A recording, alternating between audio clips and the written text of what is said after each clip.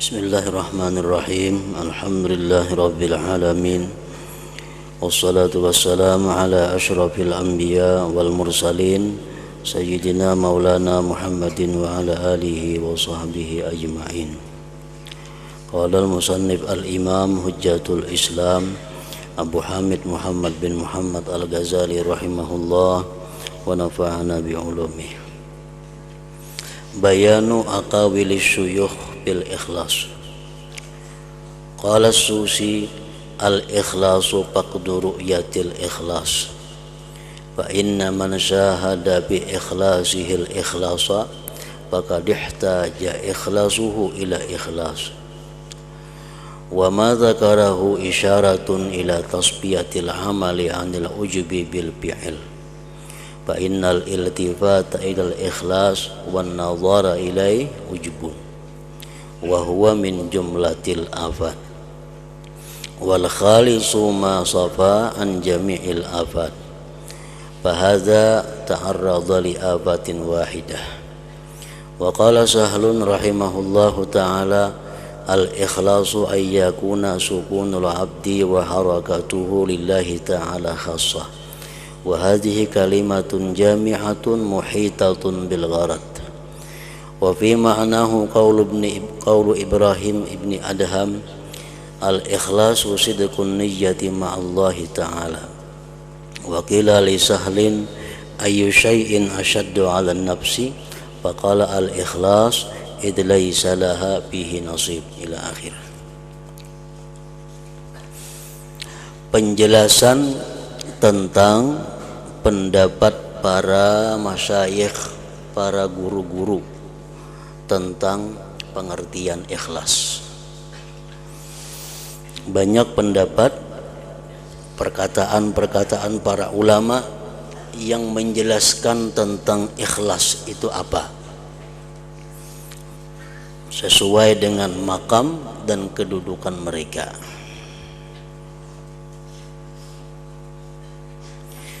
As-Susi berkata, ikhlas adalah tidak melihat ikhlas.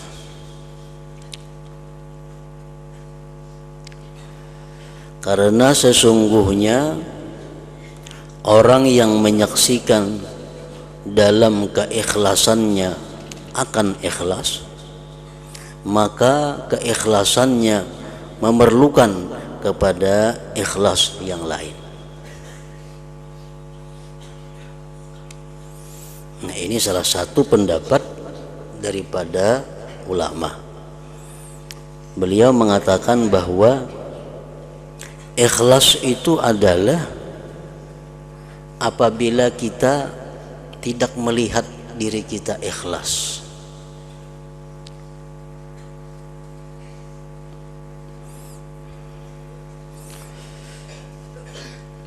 Apabila kita merasa bahwa apa yang kita lakukan itu ikhlas, nah maka itu berhajat kepada ikhlas yang lain lagi.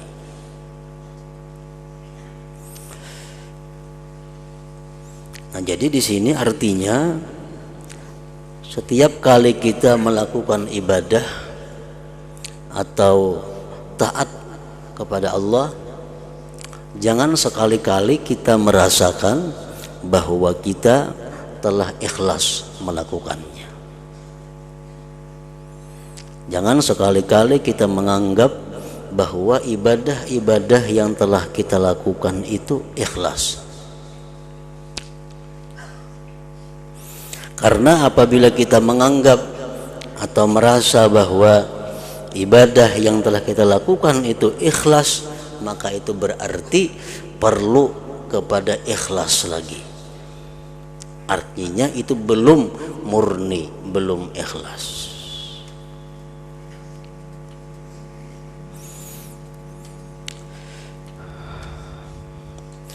Jadi setiap kali kita melakukan ibadah, kita pelajari cara-cara untuk mendapatkan ikhlas, lalu kita beribadah dengan cara-cara itu, dan kita berharap kepada Allah agar ibadah kita tadi ikhlas. Ya paling ingat situ. Jangan sampai kita mengambil satu kenyataan, satu kepastian bahwa ibadah kita ikhlas. Jangan sampai demikian. Setiap kali kita beribadah, kita lakukan cara-cara supaya ikhlas, dan kita berharap agar ibadah kita itu jadi ikhlas. Nah, kayak itu aja.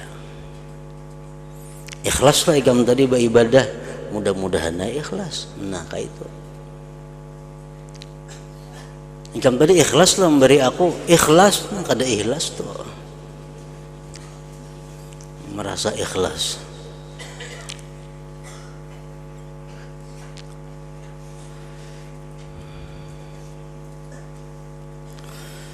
Apa yang disebutkannya itu, ujar Imam Ghazali mengomentari pendapat As-Susi tadi, apa yang disebutkannya itu memberi isyarat kepada membersihkan amal dari ujub dengan perbuatan. Karena kalau kita merasa bahwa ibadah yang kita lakukan itu ikhlas, kan ikhlas satu sifat yang agung, ikhlas satu sifat yang sangat mulia.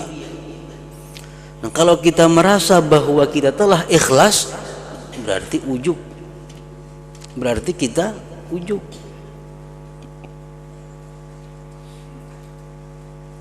Sesungguhnya menoleh kepada ikhlas dan melihat kepadanya ikhlas adalah ujub. Kalau kita merasa bahwa kita telah ikhlas, itu sudah dimasuki oleh ujub, kada murni lagi keikhlasan itu.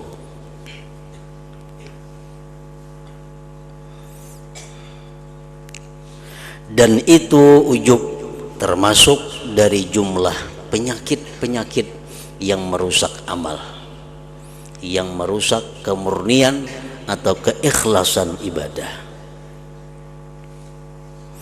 Dan yang ikhlas adalah yang bersih dari semua penyakit, baik ujub atau yang lainnya.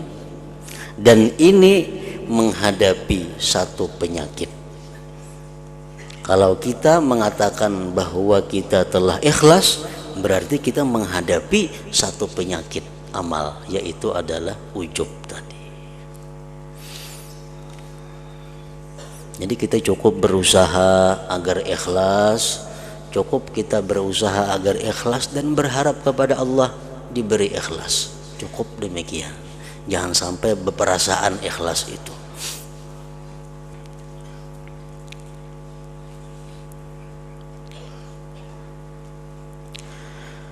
Sahal rahimahullah ta'ala berkata, Imam Sahal,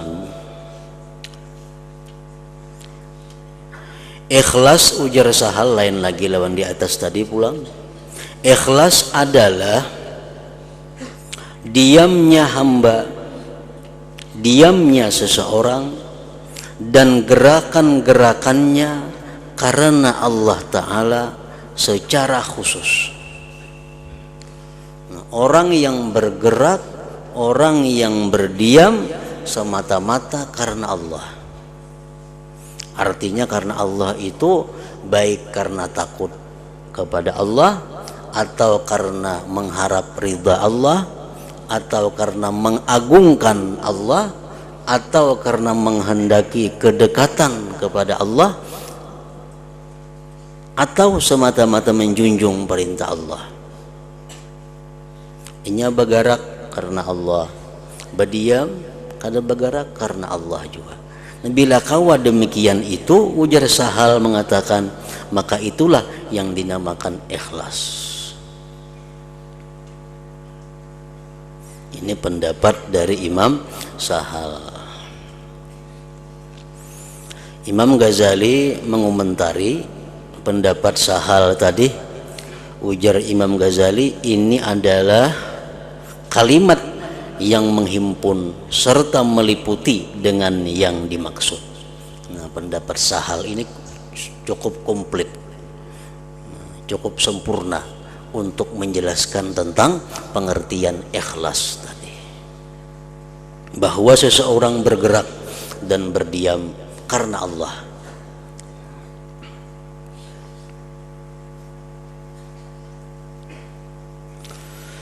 Dan semakna dengan perkataan Sahal adalah perkataan Ibrahim bin Adham. Ibrahim bin Adham mengatakan ikhlas adalah kebenaran niat beserta Allah Ta'ala.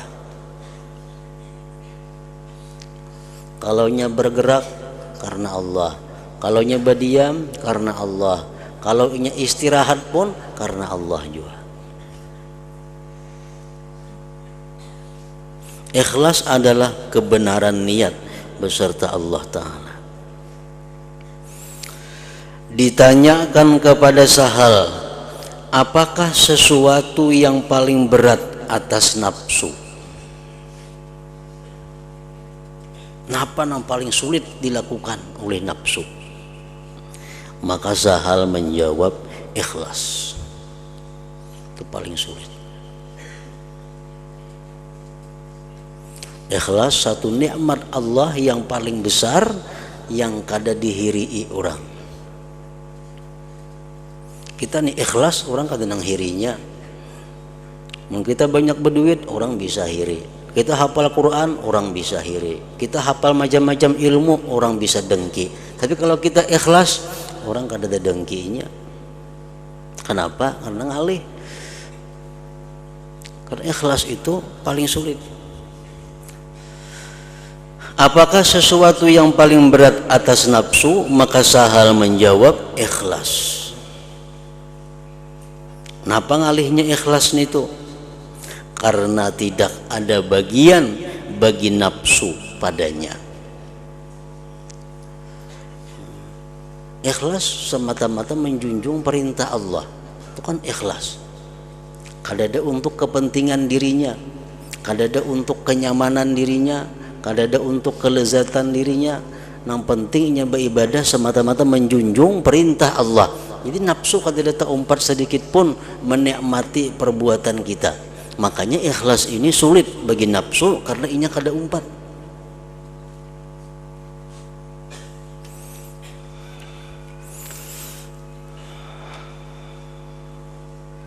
Ruwaim berkata,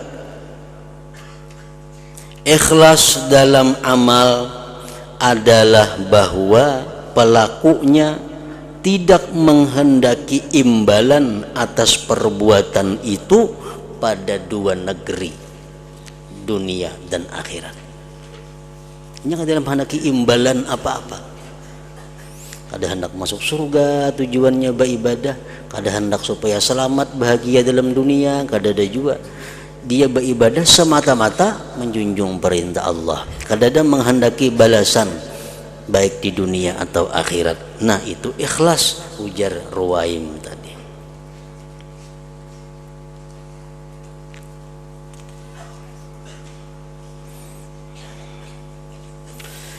Imam Ghazali mengatakan ini adalah isyarat yang dikatakan Ruwaim tadi, isyarat kepada bahwasanya keuntungan nafsu adalah penyakit di waktu segera dunia dan waktu mendatang akhirat. Kalau kita beribadah kepada Allah dengan tujuan supaya sugih, ini jelas sudah penyakit. Kenapa? Karena ada kepentingan nafsu. Kalau kita beribadah kepada Allah supaya masuk surga, itu pun satu penyakit. Karena surga tempat memuaskan nafsu. Surga hendak apa aja ada, kada ada larangannya. Jadi kalau orang beribadah tujuannya hendak surga, itu sama halnya untuk memuaskan nafsu. Dan itu pun termasuk penyakit juga.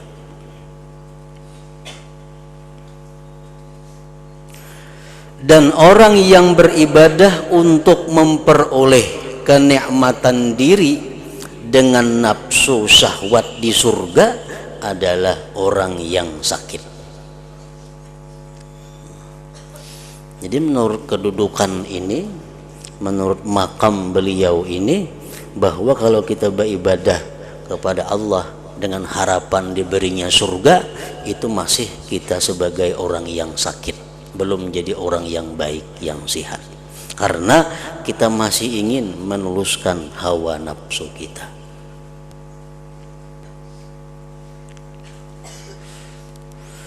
Bahkan menurut hakikat sebenarnya bahwa tidak dikehendaki dengan amal itu selain zat Allah Ta'ala. Nah itu yang bujur-bujur ikhlas ngarannya.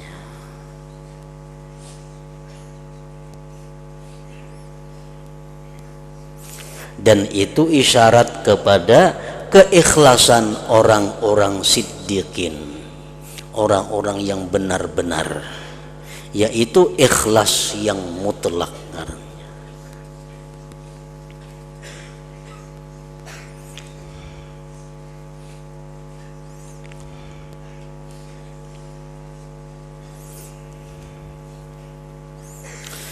Adapun orang yang beramal karena mengharapkan surga dan takut neraka, maka ia adalah orang yang ikhlas jua ngarannya. Ikhlas jua itu, tapi ikhlasnya jika disandarkan, jika dibandingkan dengan keuntungan-keuntungan yang segera. Nah, dibanding orang nang beribadah untuk mencari keuntungan dunia, maka orang yang beribadah untuk surga itu dikatakan ikhlas. Kalau kita membanding ke situ, kalau kita membandingkan bahwa orang-orang yang beribadah untuk surga, untuk terhindar dari neraka, itu kita katakan ikhlas jika dibanding dengan orang-orang yang kada bujur. Nang kada bujur napa? Nang beribadah mengharapkan kenikmatan di dunia ini. Nah, ikhlas saya kalau dibanding ke situ. Tapi kalau dibanding kepada orang-orang yang beribadah hanya mengharapkan zat Allah, nah maka orang yang beribadah karena surga ini pun kada ikhlas juga ngarannya. Walaupun itu masih diterima di sisi Allah Subhanahu wa Ta'ala kalau kita beribadah karena surga dan neraka, sebab itu termasuk bagian daripada akhirat, bukan bagian daripada dunia.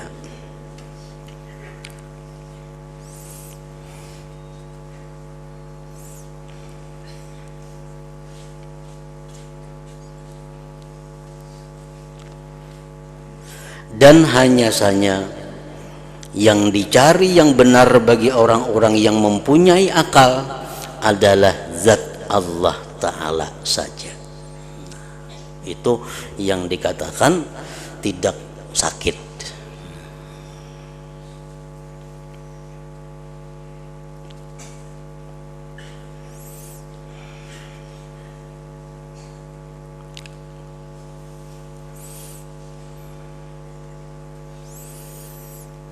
Jadi di kalangan orang-orang yang umum itu masih bisa Allah memaafkan, Allah masih bisa menerima kalau kita beribadah mengharapkan surga. Kalau kita beribadah karena takut dengan api neraka, itu masih bisa diterima oleh Allah di kalangan orang-orang yang umum. Karena itu dikatakan ikhlas, sebab nang diuntingnya itu adalah akhirat juga, bukan dunia. Tetapi kalau itu kita bandingkan dengan orang yang beribadah semata-mata karena zat Allah, maka jauh kedudukan antara keduanya itu.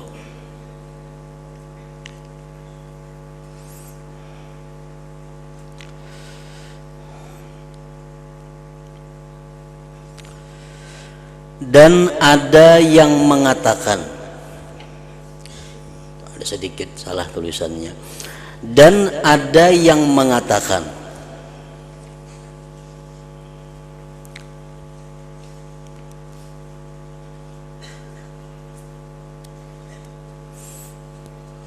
ini merupakan pembahasan daripada yang sebelumnya. Tadi disebutkan bahwa Yang ikhlas itu adalah orang yang tidak ada berkepentingan dengan apa-apa selain Allah. Itu kan ikhlas. Orang yang tidak ada berkepentingan, orang yang tidak ada mencari bagian-bagian selain daripada Allah. Itu ikhlas, ujar. Nang benar macam itu. Lalu ada yang mengatakan, ujar yang mengatakan ini, manusia tidak bergerak melainkan untuk keuntungan. Manusia ini setiap kali bergerak pasti ada keuntungan nang diuntingnya. Manusia setiap kalinya berbuat pasti ada kepentingan, ada keuntungan nang diharapkannya. Dan terlepas dari keuntungan-keuntungan adalah sifat ketuhanan. Sedangkan orang yang berbuat kadang mencari keuntungan itu hanya Allah. Mana mau manusia? Manusia setiap kalinya berbuat pasti mencari keuntungan. Nang kadang mencari keuntungan dengan perbuatannya itu hanya Allah.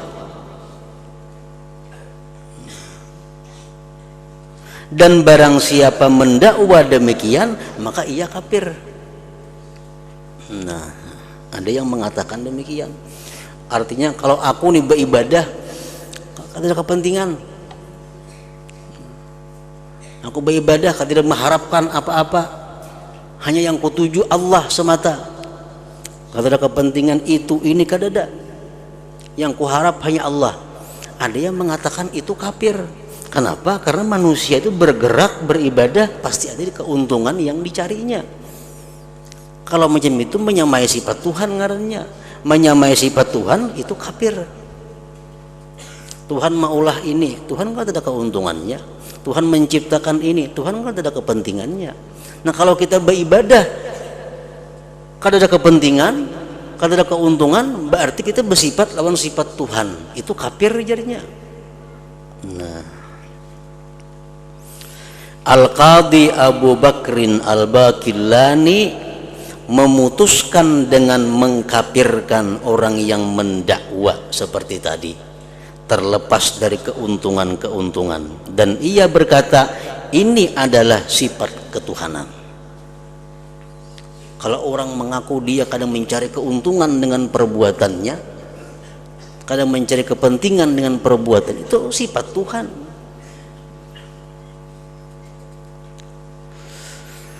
Nah, lalu Imam Ghazali menjelaskan, Imam Ghazali menguraikan.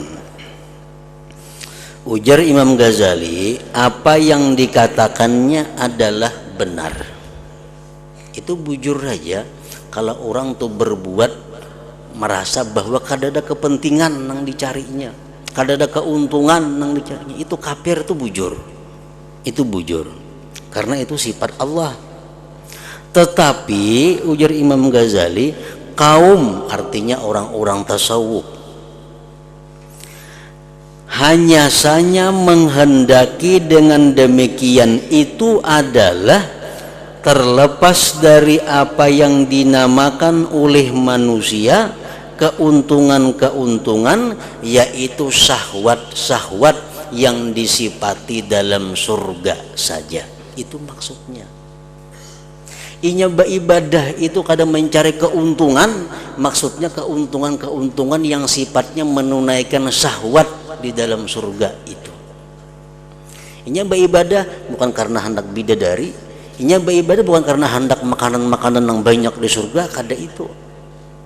Nah, dimaksudkan keuntungan-keuntungan itu ujar Imam Ghazali adalah keuntungan-keuntungan yang dinamakan dengan syahwat.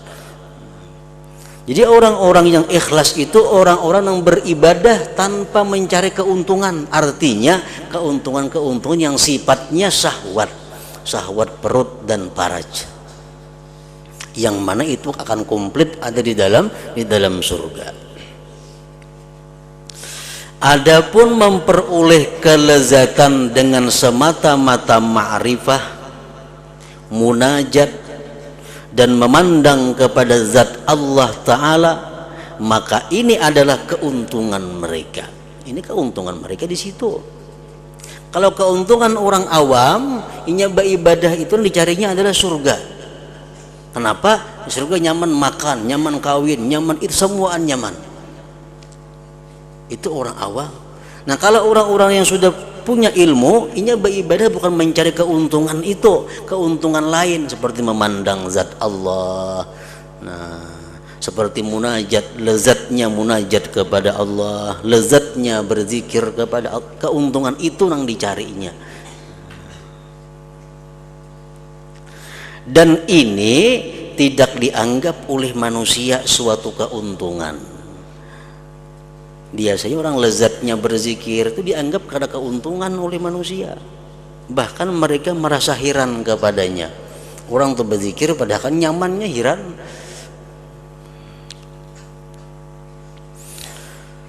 Nah, mereka itu orang-orang yang lezat memandang zat Allah, orang-orang yang lezat munajat kepada Allah. Mereka itu jikalau digantikan dari apa yang mereka alami, dari kelezatan taat, munajat dan melazimi sujud bagi hadrat Tuhan dengan tersembunyi dan terang-terangan, dengan semua kenikmatan surga, andai kata dihurupi, niscaya mereka memandang rendah semua kenikmatan surga tersebut dan mereka tidak berpaling kepadanya.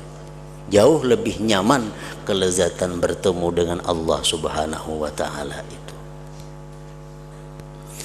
Maka gerakan mereka itu, ibadahnya mereka itu, taatnya mereka itu karena keuntungan, dan taat mereka itu karena keuntungan juga. Tetapi keuntungan mereka adalah orang yang disembah mereka saja, bukan yang lainnya.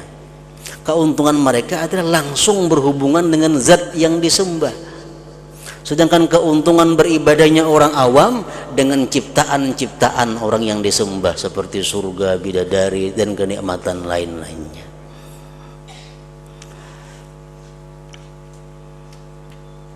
Nah, jadi artinya bukan dimaksud bahwa ikhlas itu melepaskan diri dari keuntungan-keuntungan, kepentingan-kepentingan.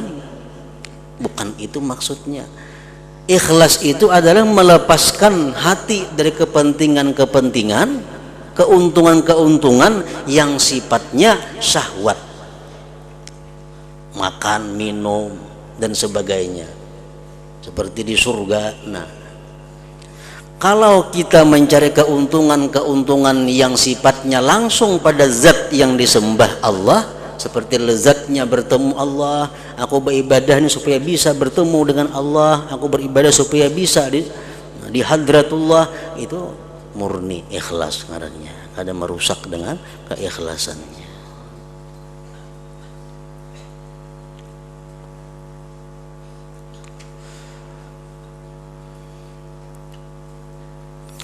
Abu Utsman berkata,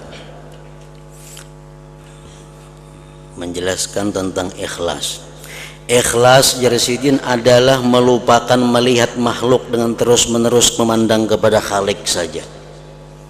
Itu ikhlas. Jangan memikirkan makhluk, beribadah terus hanya kepada Allah. Ini adalah isyarat kepada penyakit riya saja. Karena kalau kita memandang kepada makhluk, masuk riya ngarannya.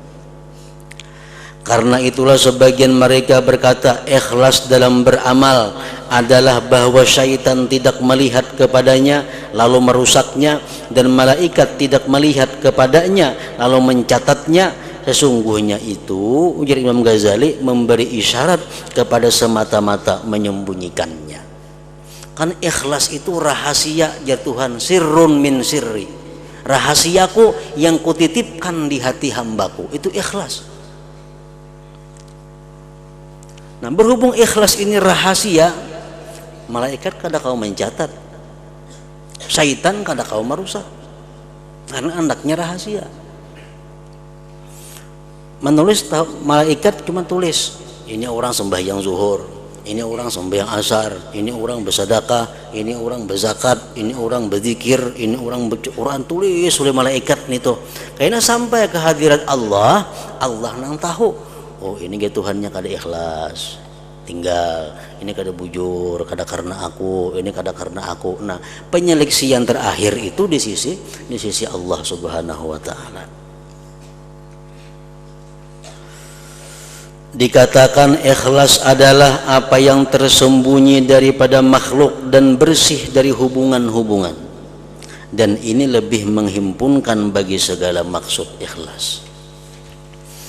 Al-Muhasibi berkata ikhlas adalah mengeluarkan makhluk daripada muamalah, daripada beramal dengan Tuhan. Jangan ada karena makhluk beribadah kepada Allah, itu ikhlas. Ini isyarat kepada semata-mata menolak riya. Riya orang beribadah karena makhluk, karena itu, karena ini. Begitu pula perkataan Al-Khawwas, barang siapa minum dari gelas kepemimpinan, maka ia keluar dari keikhlasan ubudiyah. Kalau orang tuh hendak jadi pemimpin, orang hendak jadi kepala, dalam hatinya ada ambisi seperti itu, orang tuh kada kawa ikhlas sudah. Barang siapa meminum dari gelas kepemimpinan, maka ia keluar dari keikhlasan ubudiyah. Kita berambisi hendak diangkat orang jadi ini, kaulah kita beribadah ikhlas, kada kau lagi. Al-Hawariyun berkata kepada Nabi Isa alaihissalam, apa amal yang ikhlas itu?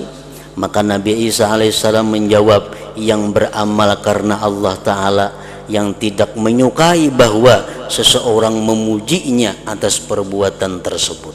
Itu ikhlas. Kita kadang mengharapkan pujian orang dalam beribadah kepada Allah. Nah, itu ikhlas, ujar Nabi Isa. Ini juga menyinggung bagi meninggalkan riya. Nah, kalau kita beribadah tapi kita berharap dipuji makhluk, itu riya ngarannya. Al-Junaid berkata ikhlas adalah membersihkan amal dari segala kotoran, ngarannya murni.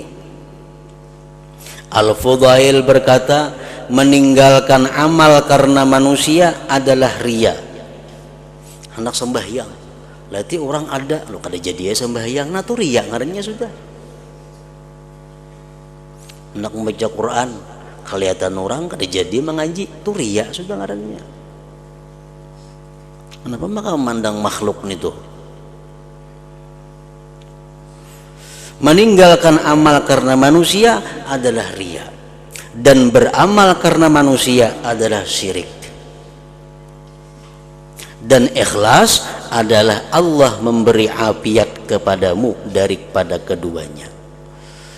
Bila kada riya, kada syirik, nah itu hanya di tengahnya ada ikhlas. Dikatakan ikhlas adalah terus-menerus muraqabah dan lupa keuntungan-keuntungan semuanya. Ini adalah penjelasan yang sempurna. Perkataan-perkataan tentang ini adalah banyak benar. Setiap ulama macam-macam pendapatnya menguraikan tentang ikhlas itu.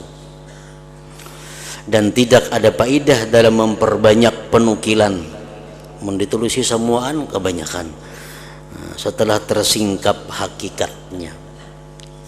Hakikat ikhlas sudah jelas bahwa seseorang beribadah kepada Allah semata-mata untuk Allah, semata-mata untuk mengabdi, menjunjung perintah Allah.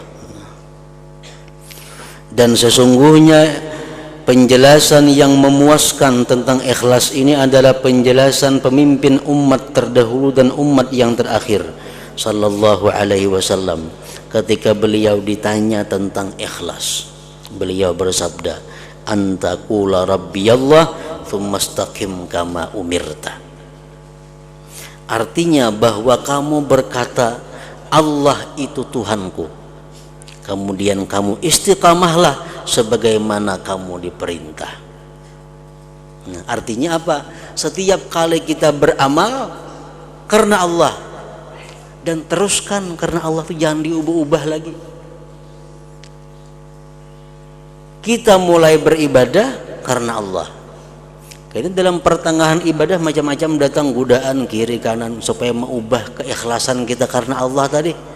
Nah, teruskan pastaqim, teruskan lurus karena Allah tadi sebagaimana kamu diperintah. Nah itu ngaran ikhlas.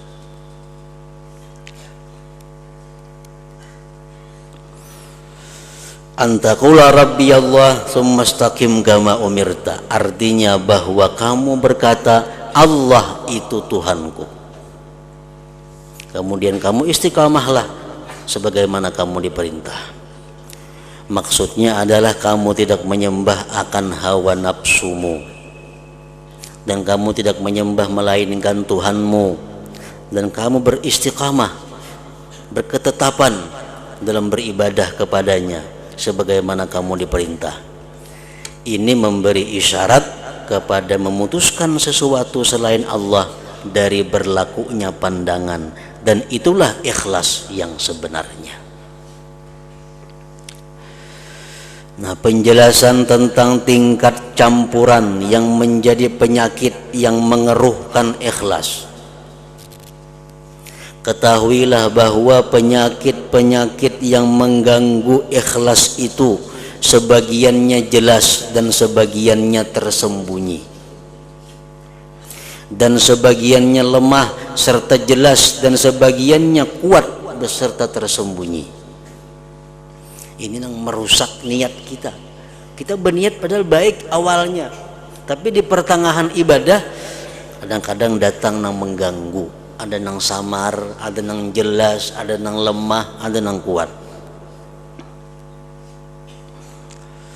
Dan tidak dapat dipahami perbedaan tingkatan-tingkatan dalam hal tersebut,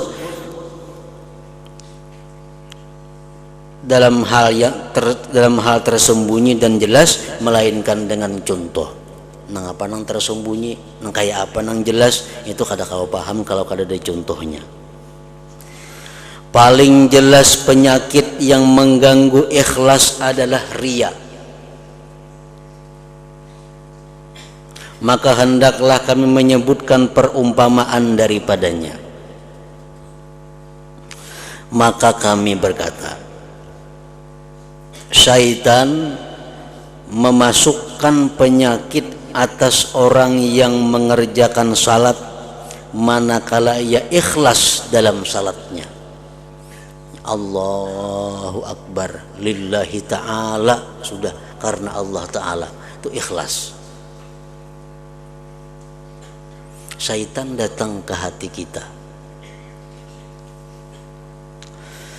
Nah kemudian suatu jamaah memandang kepadanya atau orang masuk kepadanya.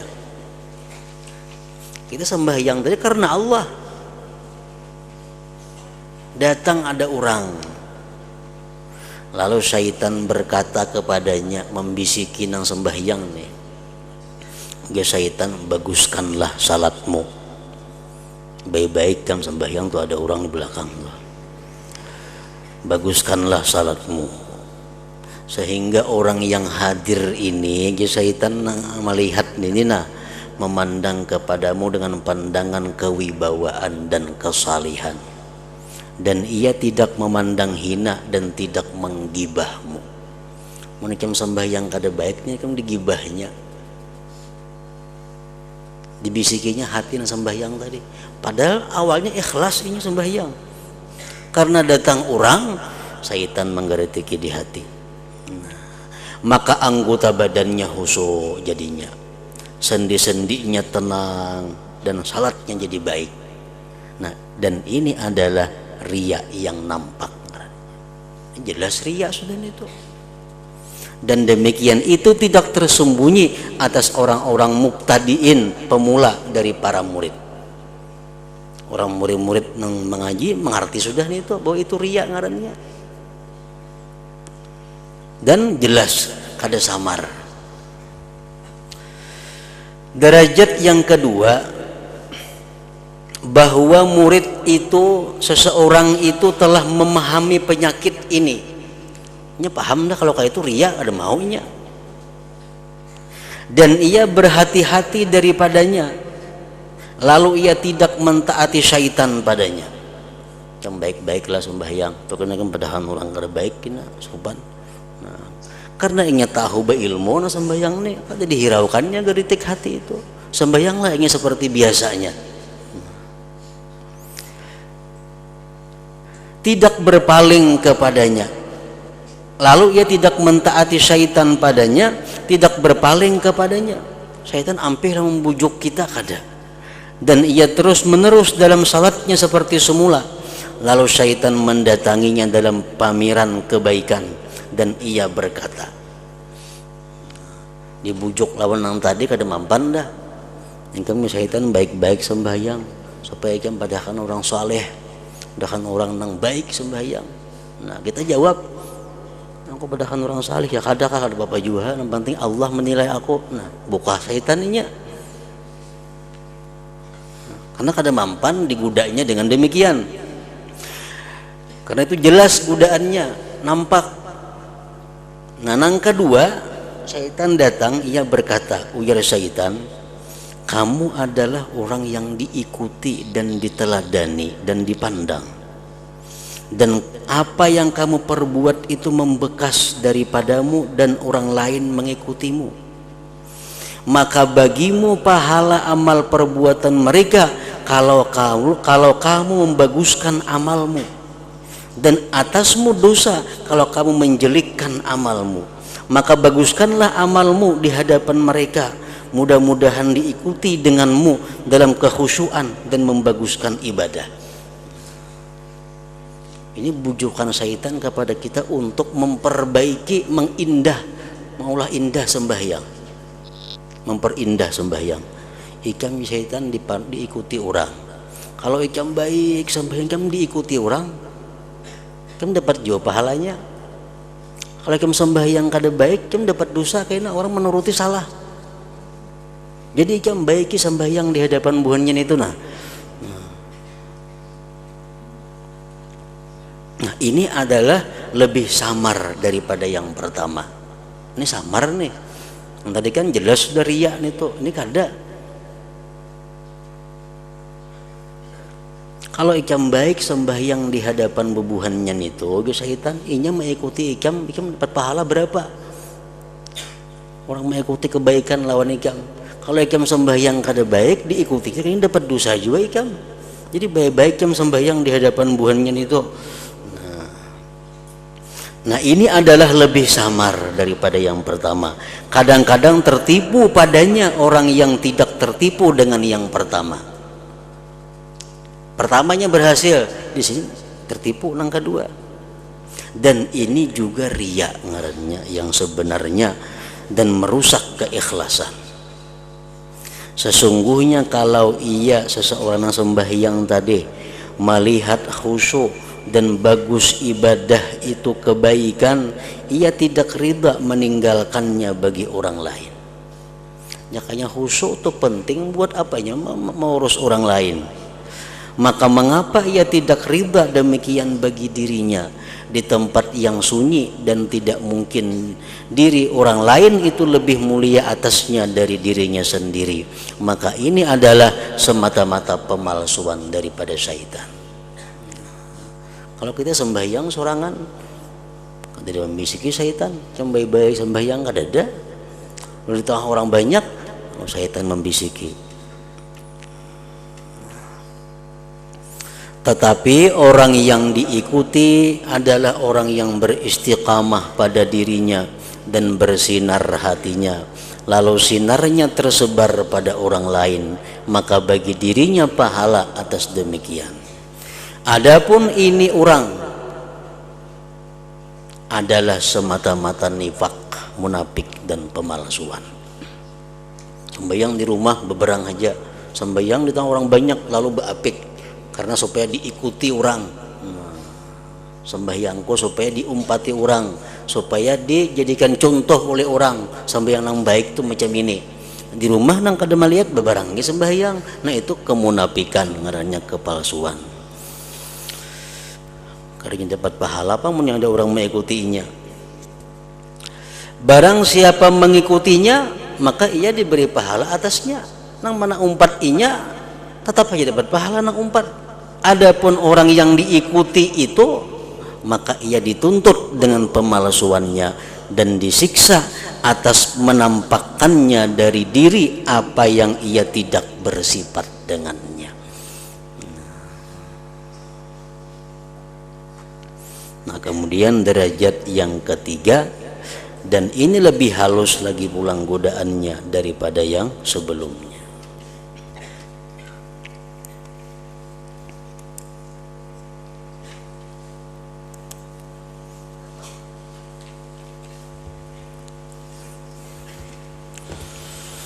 Dalam zikri fa'alam annahu la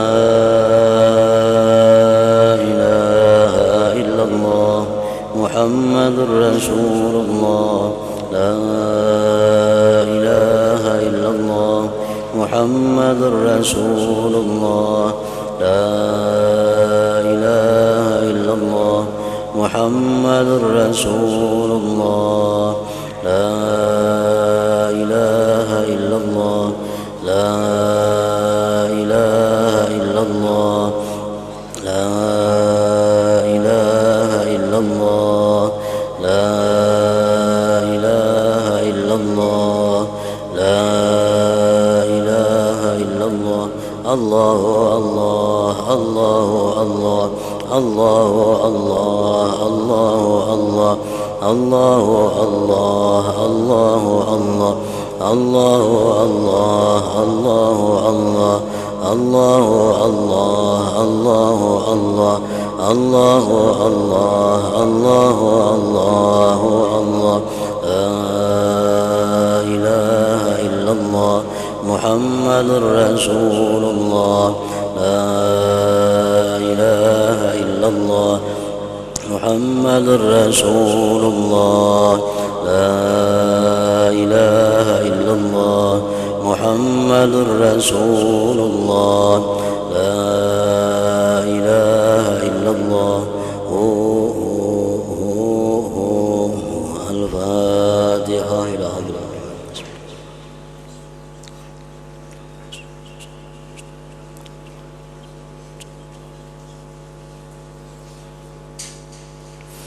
فيا أيها الراجون منه شفاعة صلوا عليه وسلموا تسليما.